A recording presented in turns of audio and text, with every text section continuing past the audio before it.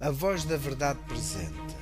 A partir deste momento oferecemos-lhe um espaço dedicado à meditação da Palavra de Deus, a Bíblia Sagrada.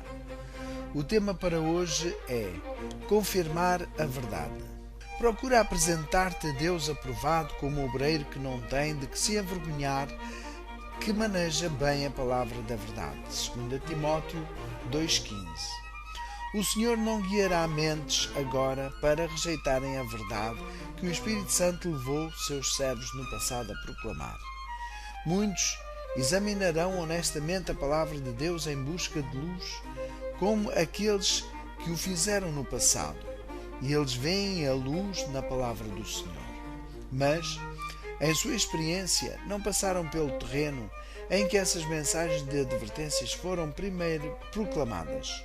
Não tendo passado por essa experiência, alguns não apreciam o valor das verdades evangélicas que para nós têm sido uma sinalização do caminho que conduz a Cristo e que nos tornaram o povo peculiar que somos, como adventistas do sétimo dia, movimento de reforma.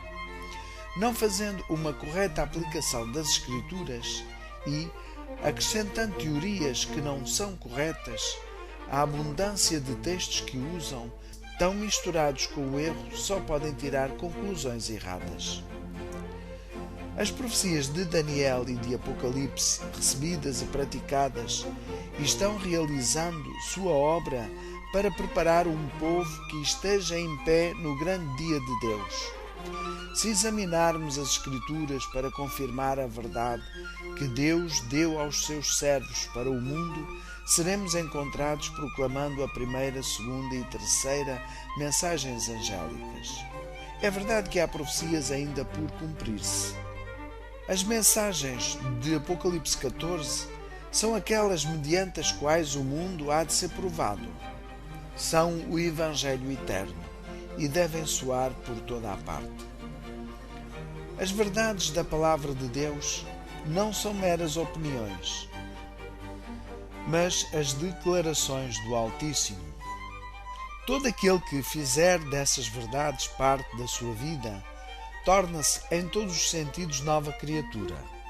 A pessoa não recebe novos poderes mentais, mas é removida à treva, que pela ignorância e pecado obscurece o entendimento. As palavras dar-vos-ei coração novo significam dar-vos-ei mente nova. Essa mudança de coração é sempre acompanhada por uma clara concepção do dever cristão, uma compreensão da verdade. A clareza da nossa compreensão da verdade será proporcional ao nosso entendimento da palavra de Deus. A pessoa que atenta para as Escrituras com atitude de oração obterá compreensão clara e um sólido discernimento, como se, ao buscar a Deus, alcançasse um grau superior de inteligência. Dependemos da Bíblia para obter conhecimento dos primórdios da história do nosso mundo, da criação de Adão e Eva e de sua queda. Remova-se a palavra de Deus e o que podemos esperar além de sermos deixados às fábulas e conjecturas e àquele enfraquecimento do intelecto que é o seguro resultado de entreter o erro. Necessitamos da autêntica história da origem da Terra, da queda do querubim cobridor e da entrada do pecado em nosso mundo. Sem a Bíblia, ficaríamos desnorteados pelas falsas teorias. Onde quer que estiverem, os cristãos podem manter comunhão com Deus e podem apreciar o conhecimento da santificada ciência. Sua mente pode ser fortalecida, como foi a de Daniel. A mente, da qual o erro já tomou posse, não pode nunca expandir-se livremente em direção à verdade, mesmo após investigação. As velhas teorias clamarão por reconhecimento. O entendimento das coisas verdadeiras, elevadas e santificadas, ficará confuso. Ideias supersticiosas penetrarão na mente para misturar-se com o que é verdadeiro. E essas ideias são sempre aviltantes em sua influência. O conhecimento cristão apresenta seu próprio selo de imensurável superioridade em tudo o que diz respeito ao preparo para a vida futura imortal. Ele distingue o leitor da Bíblia que nela crê, que tem estado recebendo os preciosos tesouros da verdade, daquele que é cético e do crente na filosofia pagã. Nas cidades e nações deste mundo será encontrado entre os incrédulos um remanescente que apreciará a bendita palavra e receberá o Salvador. Cristo dará a homens e mulheres o poder de se tornarem filhos e filhas de Deus. Daniel foi um estadista em Babilônia. Por seu fiel serviço, ensinou aos babilônios que seu Deus era um Deus vivo, não uma imagem como as que adoravam. Era desígnio de Deus mostrar aos babilônios que havia um rei acima do rei de Babilônia, o Deus a quem os hebreus adoravam. Esses jovens exaltaram a Deus, sabiam que deviam viver os princípios da verdade e, portanto, recusaram o alimento da mesa do rei e o vinho da adega real. Sua abstinência do cardápio prescrito fez a distinção, em todos os sentidos, entre sua aparência e a aparência dos jovens que condescenderam com o apetite. Houve muitos que fizeram observações, mas esses jovens eram fiéis, mesmo nas pequenas coisas, e na aparência física estavam muito adiante dos jovens que se assentavam à mesa do rei. Seu regime simples conservou clara a mente, e estavam mais bem preparados para os estudos, pois nunca conheceram a opressão causada pelo ingerir alimento requintado. Estavam fisicamente mais bem preparados para um labor exigente, pois nunca ficavam enfermos. Com a mente clara, podiam pensar e trabalhar de modo vigoroso. Ao obedecerem a Deus, estavam fazendo justamente as coisas que dão força de raciocínio e memória. Deus ordenou que Daniel e seus companheiros se relacionassem com os grandes homens de Babilônia, a fim de que esses homens pudessem conhecer a religião dos hebreus e saber que Deus reina sobre todos os reinos. Não devem ocultar-se do mundo, devem estar no mundo, mas não ser do mundo. Devem distinguir-se do mundo em sua maneira de agir, devem mostrar que têm pureza de caráter, para que o mundo veja que a verdade, na qual conscienciosamente acreditam, torna-os honestos em seu trato, para que aqueles com quem se relacionam possam ver que os crentes na verdade são santificados por ela e que a verdade recebida e praticada torna seus recebedores filhos e filhas de Deus, filhos do Rei Celeste. Membros da família real, fiéis, leais, honestos e íntegros, nos pequenos bem como nos grandes atos da vida. Tudo o que merece ser feito, merece ser bem feito. Sejamos fiéis nos menores deveres, tanto quanto no trabalho que requer o maior sacrifício. A todos os que seguem o exemplo de Daniel, não só professando a verdade, mas vivendo a verdade, agindo de acordo com os princípios da temperança, o Senhor dará coragem semelhante à coragem que deu a Daniel. Achava-se Jesus assentado quando se aproximaram deles os discípulos em particular e lhes pediram: dize-nos, quando sucederão estas coisas e que sinal haverá da tua vinda e da consumação do século? Mateus capítulo 24, verso 3. Cristo advertiu seus discípulos quanto à destruição de Jerusalém, bem como do templo. Esse evento fora perdido por Daniel. As oblações e os sacrifícios não mais tinham valor, pois o tipo havia encontrado o antítipo naquela grande oblação. Quando Cristo se referiu à destruição de Jerusalém, suas palavras proféticas foram para além daquele evento, até à conflagração final que ocorrerá no dia em que o Senhor se levantar do seu lugar para punir o mundo por sua iniquidade, quando a terra revelar seu sangue e não mais encobrir os seus mortos.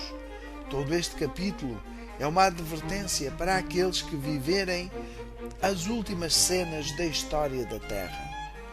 Voltando-se para os discípulos, Cristo disse: Vede que ninguém vos engane, porque virão muitos em meu nome, dizendo: Eu sou o Cristo, e enganarão a muitos. Mateus capítulo 24, verso 4 e verso 5.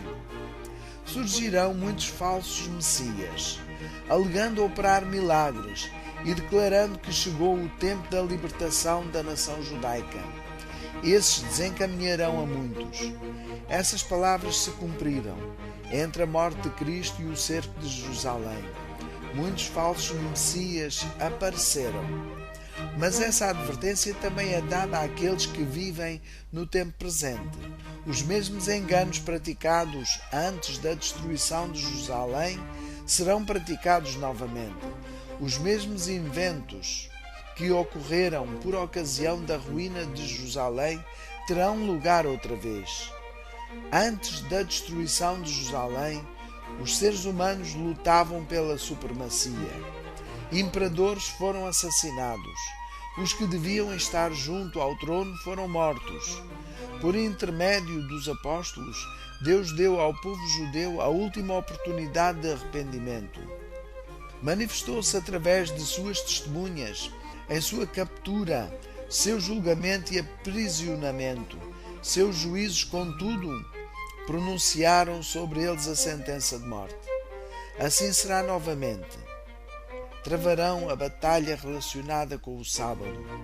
Cristo disse a seus discípulos que seriam entregues aos concílios, mas disse-lhes também que não deviam estar ansiosos quanto à maneira de vindicar a verdade, pois ele lhes daria palavras e sabedoria que nenhum dos seus adversários poderia refutar ou contestar. Mágicos e feiticeiros, alegando possuir poder miraculoso, atraíram o povo após si para a solicitude das montanhas. Mas essa profecia também foi proferida para os últimos dias. Esse sinal é dado como um sinal do segundo advento. Formar-se-ão grupos inspirados por Satanás para enganar e iludir. Eu sou o Senhor vosso Deus. Andai nos meus estatutos e guardai os meus juízos e praticai-os. Santificai os meus sábados, pois servirão de sinal entre mim e vós, para que saibais que eu sou o Senhor, vosso Deus. Ezequiel capítulo 20, versículo 19 e 20. O sábado foi dado a toda a humanidade para comemorar a obra da criação. O grande Jeová, quando lançou os fundamentos da terra, quando revestiu o mundo todo com seus trajes de beleza e criou as maravilhas da terra e do mar, instituiu o dia de sábado e o santificou. Deus santificou e abençoou o dia no qual repousou de toda a sua maravilhosa obra. E esse sábado, santificado por Deus, devia ser guardado como concerto perpétuo. Era um memorial que devia permanecer de geração em geração até o fim da história terrestre. Durante sua permanência no Egito, Israel por tanto tempo vira e ouvira a idolatria sendo praticada, que em grande medida perdeu seu conhecimento de Deus e de sua lei, bem como o senso da importância e santidade do sábado. A lei foi dada uma segunda vez para trazer essas coisas à lembrança. Nos estatutos de Deus definiu-se a religião prática para toda a humanidade. Existem aqueles que afirmam que o sábado foi dado somente para os judeus, mas Deus nunca disse isso. Ele entregou o sábado ao seu povo de Israel como um sagrado depósito, mas o próprio facto de que o deserto do Sinai e não a Palestina foi o local escolhido por ele para proclamar sua lei revela que era sua intenção dá-lo a toda a humanidade. A lei dos 10 mandamentos é tão antiga quanto a criação. A instituição do sábado, portanto, não tem relação especial para com os judeus, mais do que para quaisquer outros seres criados. Deus tornou obrigatória a observância do sábado para todos os povos.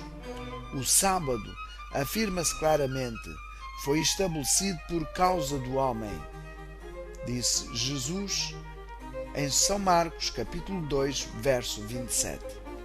Todos aqueles, portanto, que se encontram em perigo de ser enganados neste ponto, deem atenção à palavra de Deus e não às declarações de seres humanos. Toda a pessoa tem sido provada, como foram Adão e Eva no Éden. Assim como a árvore do conhecimento do bem e do mal foi colocada no meio do jardim do Éden, assim o mandamento do sábado é colocado no meio do decálogo.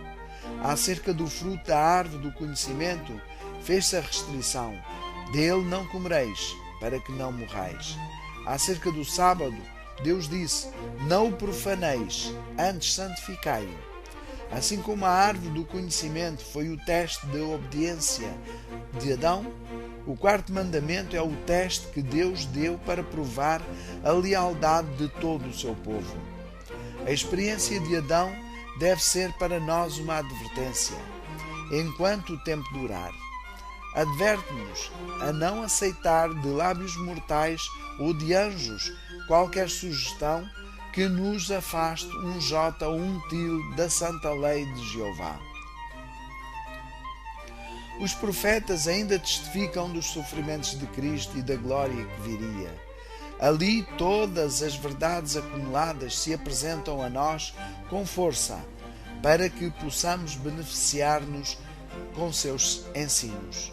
Estamos sob a influência do todo. Que tipo de pessoas devemos ser nós? A quem se deu toda essa rica luz como herança? Concentrando toda a influência do passado com a nova e maior luz do presente, é concedido um poder acumulado a todos os que seguem a luz. Sua fé aumentará e será exercitada no tempo presente, despertando uma energia e um fervor intensamente dilatados, mediante a dependência do poder de Deus, para encher o mundo e enviar a luz do sol da justiça aos confins da terra. Deus enriquecerá o mundo nestes últimos dias, proporcionalmente ao aumento da iniquidade, se seu povo tão somente lançar mão de seu inestimável dom e unir com ele os seus interesses. Prezado ouvinte, hoje se ouvirdes a voz de Deus falar ao vosso coração, aceitai-o. Não ponhas entraves à voz do Espírito Santo, que constantemente contende com o teu coração. Este conselho é uma oferta da Igreja Adventista do Sétimo Dia Movimento de Reforma. Convidamos o prezado ouvinte a fazer um curso bíblico gratuito por correspondência. Basta escrever-nos a pedi-lo. O nosso endereço é o seguinte: A Verdade Presente, curso bíblico A Verdade para Hoje, apartado 2400 1109 001 Lisboa. Repetimos o nosso endereço: A Verdade Presente, curso bíblico A Verdade para Hoje, apartado 2400 1109 001 Lisboa. Se quereis receber em vossa casa esta mensagem escrita, que é uma joia do tesouro da verdade, escreva-nos hoje mesmo ou peça pelo telemóvel 938548 Repetimos: 938548 Este programa está no ar às segundas, quartas e sextas-feiras, entre as 12h30 e as 13h. Um abraço para todos os nossos ouvintes, com um desejo que Deus os abençoe grandemente, e até ao próximo programa.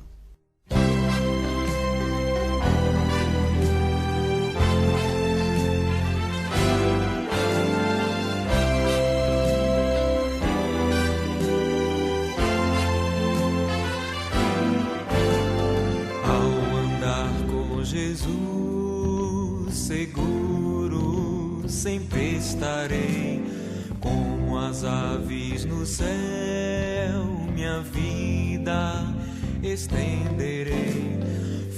Jesus quem criou o sol que traz calor à vida. Ele tem poder lá no céu e o universo está em suas mãos. Porque devo me preocupar com amanhã se Cristo é meu Senhor?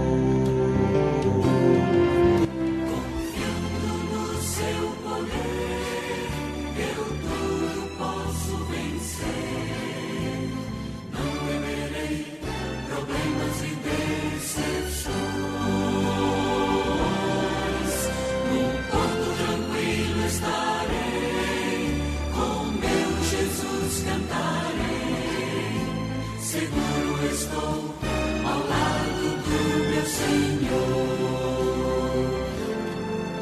Oh, vem comigo andar na estrada de meu Senhor. Certamente terás as bênçãos do puro amor. Foi Jesus quem criou o sol que traz calor à vida. Ele tem poder lá no céu e o universo está em suas mãos. Porque devo me preocupar com amanhã se Cristo é meu Senhor?